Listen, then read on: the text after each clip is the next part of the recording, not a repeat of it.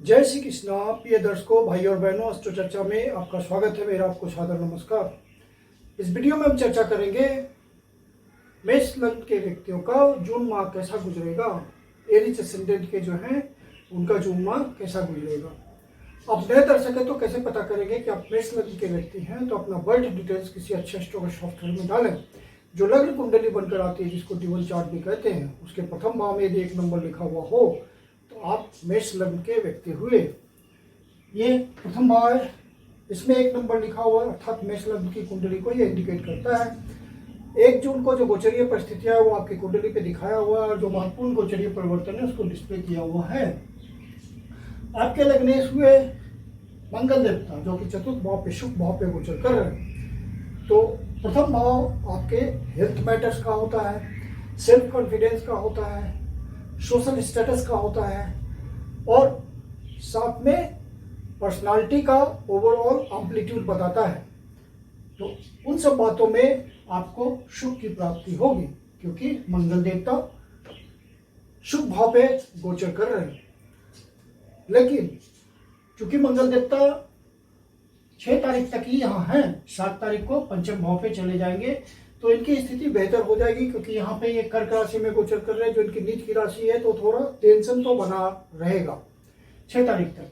फिर उसके बाद मंगल देवता पंचम भाव पे आ जाएंगे, तो स्थिति बहुत अच्छी हो जाएगी। पंचम भाव पे गोचर करते हुए मंगल देव आपको नए अवसरों की प्राप्ति कराएंगे। ये भाव होता है आपके किसी हुनर का, कला का, जैसे कि आप डांसिंग में हैं, पेंटिंग में हैं, म्यूजिक में हैं, आर्टिजनशिप में हैं, थिएटरशिप में हैं, फैशन टेक्नोलॉजी में हैं, या मॉडलिंग के इंडस्ट्री में हैं। तो किसी भी तरह की कला हो, उसका संबंध पंचम भाव से होता है। तो इन सब क्षेत्र में यदि आप जुड़े हुए हैं, फिल्म इंडस्ट्री में, फिर ये स्पोर्ट्स इंडस्ट्री को भी इंडिकेट करता है, स्पोर्ट्समैन को भी इंडिकेट करता है। तो इन सब क्षेत्र में आप हैं तो आपको नए अवसरों की प्राप्ति होगी। लग्नेश आपके लिए खुद नए अवसरों की व्यवस्था करेंगे। मंगल देवता यहाँ गोचर करते हुए आपके इच्छा पूर्ति के भाव को देख रहे हैं, 11वें भाव को देख रहे हैं, जो कि इच्छा पूर्ति का होता है, कर्म से लाभ का होता है, और कर्म से जो आय प्राप्त होती है अच्छी, उसका होता है। तो मंगल देवता आपके लिए इन सब बातों की व्यवस्था करेंगे, जो कि आपके लग्नेश हैं, और 7 तारीख से पूरे महीने यही है। लेकिन जो प्रेग्नेंट लेडी हैं उनको थोड़ा ध्यान रखना पड़ेगा अपने हेल्थ का, क्योंकि ये अग्नि तत्व की राशि है और मंगल देवता भी अग्नि प्रधान ग्रह हैं। तो वहाँ पे किसी तरह की परेशानी आ सकती है ध्यान नहीं रखने से। प्रेगनेंसी के लिए भी बढ़िया पीरियड हो सकता है। और केतु देवता भी पंचम भाव पे गोचर कर रहे हैं, तो केतु देवता जहाँ गोचर करते हैं उस भाव के प्रति आपको डिटैच कराने की कोशिश करते हैं। तो आपका डिटैचमेंट हो सकता है किसी तरह का अपने संतान पद से। जो आपका संतान कोई स्टडी करने वाला होगा या अब्रॉड स्टडी कर रहा होगा, आप घर से दूर रह रहा होगा, तो आप थोड़ा डिटैच होने की कोशिश करेंगे। वहाँ पे आप इन सब बातों का ध्यान रखिएगा। फिर ये भाव शेयर मार्केट का होता है, स्पेकुलेशन किसी भी तरह का होता है तो उसका होता है, जैसे कि बेट लगाते हैं, लॉटरी खरीदते हैं, हॉर्स ट्रेडिंग करते हैं, इन सब बातों का होता है। तो वहाँ पे आपको सावधानी पूर्वक सारे निर्णय लेने पड़ेंगे, क्योंकि मंगल देवता आपको इम्पल्सिव नेचर के बना दे सकते हैं, और केतु देवता आपको वहाँ पे ध्यान नहीं देने को कह सकते, तो आप डिसीजन गलत ले लेंगे। केतु देवता पंचम भाव में है और सिमल्टेनियसली राहु देव 11वें भाव पे है, तो राहु देवता का 11वें भाव पे गोचर बहुत अच्छा होता है। राहु केतु एक्सिस 5-11 की बहुत अच्छी होती है, आपको अच्छा रिजल्ट मिलेगा। फिर शुक्र देवता आपके लग्न पे गोचर कर रहे हैं, और किसी भी शुभ ग्रह का लग्न पे गोचर करना बहुत अच्छा होता है। आपके पर्सनालिटी इंप्रूव होगी, सोशल स्टेटस बढ़ेगा, और आपको अंदर से एक सेल्फ कॉन्फिडेंस भी बढ़ेगा। शुक्र देवता आपको सहयोग करेंगे, और शुक्र देवता आपके 2य भाव के स्वामी हैं, साथ में 7वें भाव के स्वामी हैं। तो ये धन भाव है और ये बिजनेस का भाव है। तो आप यदि बिजनेसमैन हैं तो आप धन संग्रह करने में सफल होंगे, क्योंकि आप इन्वॉल्व होंगे धन संग्रह में और बिजनेस में ज़्यादा ध्यान देंगे, तो आपका सोशल स्टेटस बढ़ेगा, सेल्फ इम्प्रूवमेंट होगा। और चूंकि धन भाव का लग्न भाव से संबंध बन रहा है, तो ये धन कमाने की अच्छी स्थिति होती है। आप यदि माता पिता के साथ कोई व्यापार करते हैं, कुटुंबजनों के साथ कोई व्यापार करते हैं, तो वहाँ पे आपको नए चांसेस मिल सकते हैं। और ये कुटुंब भाव भी होता है, तो शुक्र देवता ने संबंध बनाया हुआ है लग्न से, तो आप वहाँ इन्वॉल्व भी हो सकते हैं, कोई इंटरेक्शन हो सकता है, परिवार में सदस्य का आगमन हो सकता है, इस तरह की बात हो सकती है। फिर शुक्र देवता 29 तारीख को यहाँ से निकल करके अपने ही भाव में चले जाएंगे, तो वो और अच्छी स्थिति हो जाएगी, धन संग्रह के लिए एक बेटर स्थिति बनेगी। फिर बुध देवता आपके द्वितीय भाव पे गोचर कर रहे हैं, सूर्य देवता भी द्वितीय भाव पे गोचर कर रहे हैं, मतलब बुध आदित्य योग बन रहा है। और बुध देवता 6 तारीख को यहाँ से निकल करके मिथुन में जाएंगे, फिर 22 तारीख को कर्क में आएंगे, मतलब इस महीने में 3 भावों को वो गोचर करेंगे। तो 6 तारीख से पहले बुध देवता, आप बिजनेसमैन हैं तो आपके लिए धन की व्यवस्था कर रहे हैं, समय और अवसर के अनुसार आपको डिसीजन लेने की क्षमता आएगी, अवसर को पहचानेंगे, उसका लाभ उठाएंगे, धन संग्रह करेंगे। फिर आपके बुध देवता इस तरह का आपको डिसीजन देंगे कि आप जो भी प्रयास करेंगे उससे धन की प्राप्ति होगी, क्योंकि बुध देवता तृतीय भाव के स्वामी हैं और फिर आपके षष्ठ भाव के स्वामी हैं। तो कंपटीशन भी आप झेलेंगे, तो वहां से धन की प्राप्ति होगी, कंपटीशन के थ्रू आपको धन की प्राप्ति होगी। और किसी तरह का वाद विवाद भी हो सकता है, क्योंकि सस्टेस है बुध देवता, तो वहां पे सावधान रहने की जरूरत है, विशेष परेशानी नहीं है। फिर बुध देवता जब यहाँ चले आएंगे अपनी राशि में, तो बहुत अच्छी स्थिति हो जाएगी बुध देवता की। और बुध देवता आपको अपने प्रयासों में सफल करेंगे।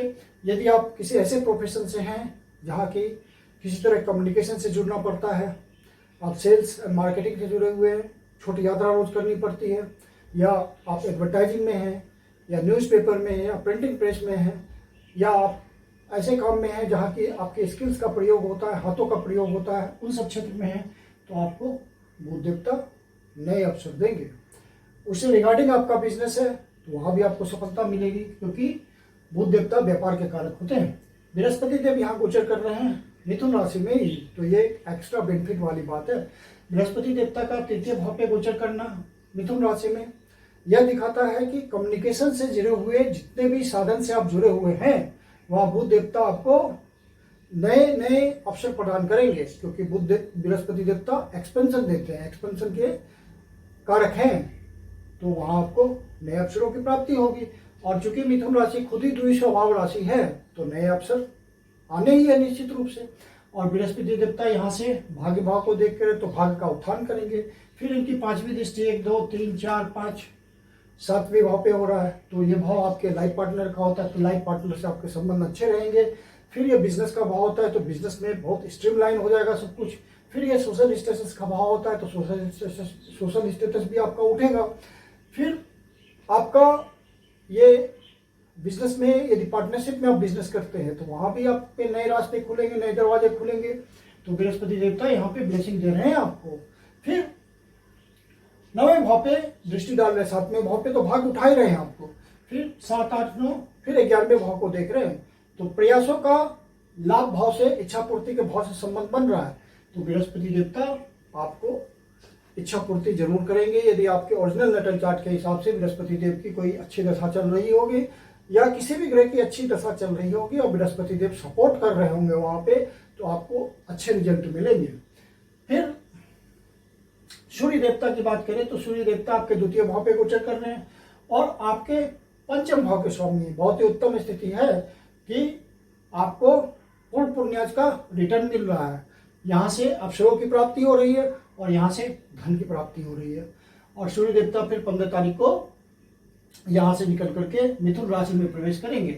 तो जो भी आप प्रयास करेंगे वहाँ आपको सूर्य देवता मदद करेंगे, क्योंकि सूर्य देवता का तृतीय भाव पे गोचर करना अच्छा होता है। और अपने को बोल से, छोटे भाई बहनों से रिश्तों को मधुर बनाए रखिएगा, नेबर से अच्छे संबंध बना के चलना है।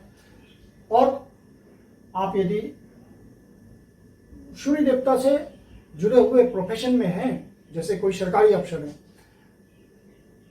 चाहे छोटे अधिकारी हो या बड़े अधिकारी हो या एम्प्लॉय सामान्य हो, तो नए अफसरों की प्राप्ति हो सकती है। कुछ ट्रांसफर पोस्टिंग का मामला बन सकता है शॉर्ट टाइम के लिए, और जिससे आपको अफसर की प्राप्ति हो जाएगी।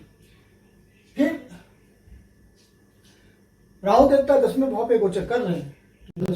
फिर राहु देवता आपके 11वें भाव पे गोचर कर रहे हैं, अपनी राशि में गोचर कर रहे हैं, कुंभ राशि में, जो कि इच्छा पूर्ति वाली राशि होती है। और राहु देवता 11वें भाव में बहुत अच्छा फल देते हैं। यहाँ वो बहुत संतुष्ट रहते हैं, क्योंकि ये उनका अपना भाव है काल पुरुष के हिसाब से, और उसी राशि में गोचर भी कर रहे हैं। तो राहु देवता आपके लिए अच्छे फल लाएंगे। किसी भी ग्रह का 11वें भाव पे गोचर करना धन की दृष्टि से श्रेष्ठ होता है। फिर तो ये राहु देवता हैं, तो आपके लिए विशेष रूप से धन की व्यवस्था करेंगे। यदि बड़े भाई से कोई आपको सहयोग मिल सकता है धन संबंधी, या फिर नज़दीकी दोस्तों से यदि धन की दिक्कत हो तो धन का सहयोग मिल सकता है। समाज के प्रमुख के लोगों से यदि आपका संपर्क है, संपर्क नहीं है तो राहु देवता संपर्क बढ़ा देंगे, और वहाँ से आपको धन लाभ मिलेगा, किसी तरह से अवसर की प्राप्ति होगी।